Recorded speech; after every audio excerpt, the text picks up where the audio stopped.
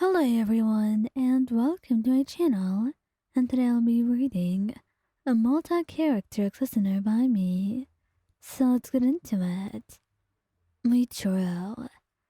Now, Muichiro was not the type to lie to you about something. He knew that because he was very honest, even in situations that could get him in trouble. And he was always ready to apologize should he make a mistake. But he's also very shy. And that's why, most of the time, he never really was too extreme or too intimate. Not enough to warrant an apology, anyway. Sometimes he would be brave enough and bold to do something quite new with you, but most of the time, it was something pretty simple and something that you could enjoy without panicking too much. But today, well, it was kind of your fault, really.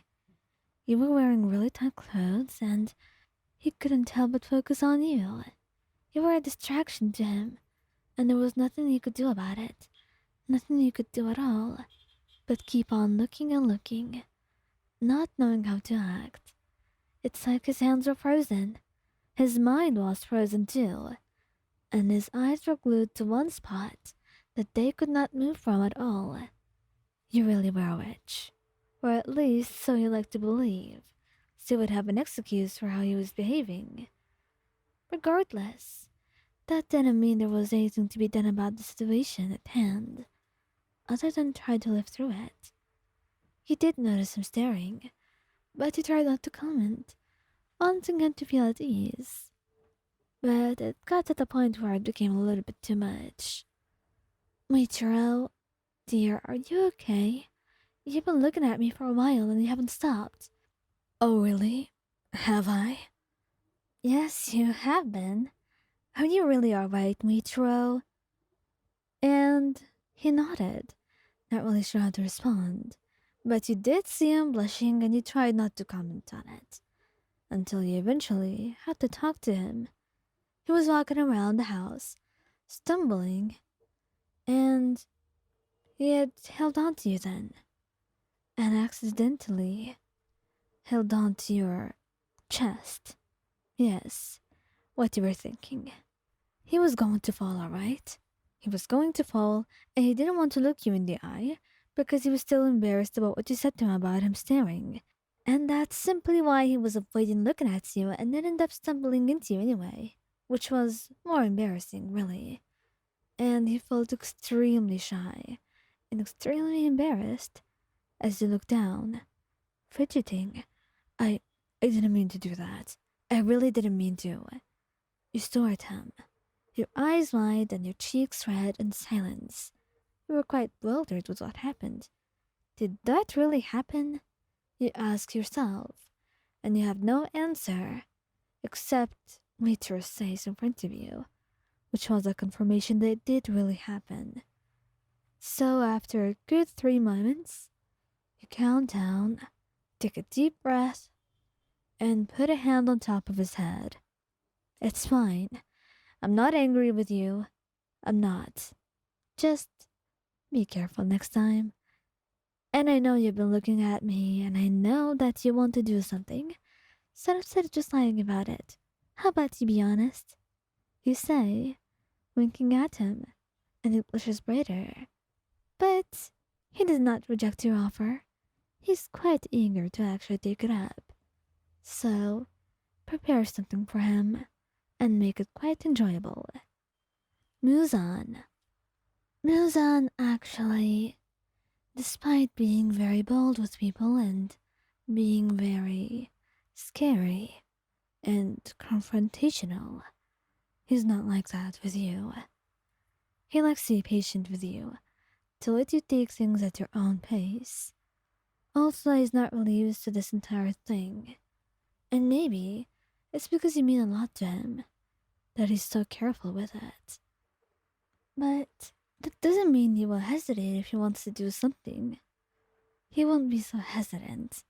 But if you're not up for it, then he won't do it. Because your word is law to him. He just loves you very much, and he's always willing to dote on you whenever he gets a chance. So, the thing is, He actually was not paying attention. The two of you were cuddling, as you always did, and you would cuddle for hours at times, picking up a book, and with you sitting on his lap, he would read it aloud to you, his voice warm and comforting, able to bring you the sweetest of dreams. And you would think that wouldn't be Muzan, but that's how he is with you, and anyone who cares about. But considering that you're the only one he cares about so much, then that explains it. So that's why, when his hand moves to caress your chest, you don't expect it. He's not really paying attention to his hand, but you are, and you feel it moving across your chest, and you blush, shivering a little bit, and only then does he pick up on what he's doing absent-mindedly.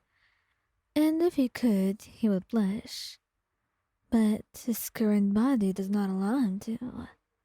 So he looks at you, his eyes blown wide. Oh, Mayan, I apologize.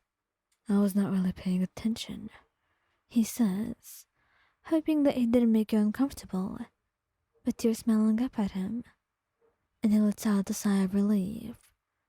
Well, since you seem to enjoy it so much, how about I continue then? He says, whispering the words into your ear, and you nod, because the idea of him just doing something like this, well, it's something you've fantasized about a lot, but you've never been the one to actually be bold in this relationship.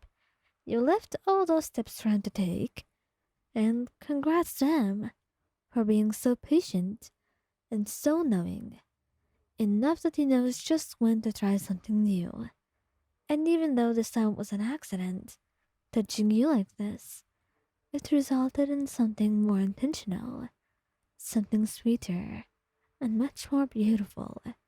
Something that the two of you were able to appreciate and like. And as for Muzan, he enjoyed himself very much, and he enjoyed doing this. And once the two of you were done, he looked at you, smiling. Maybe you should have more accidents then. I think you would like that, wouldn't you? He nodded, blushing brightly, before hiding your face into his neck. You weren't very subtle. Not to mention, there was always that fear that he was reading into your thoughts. But I promise he wasn't. He just knows what you're thinking. That's what love does to you, right?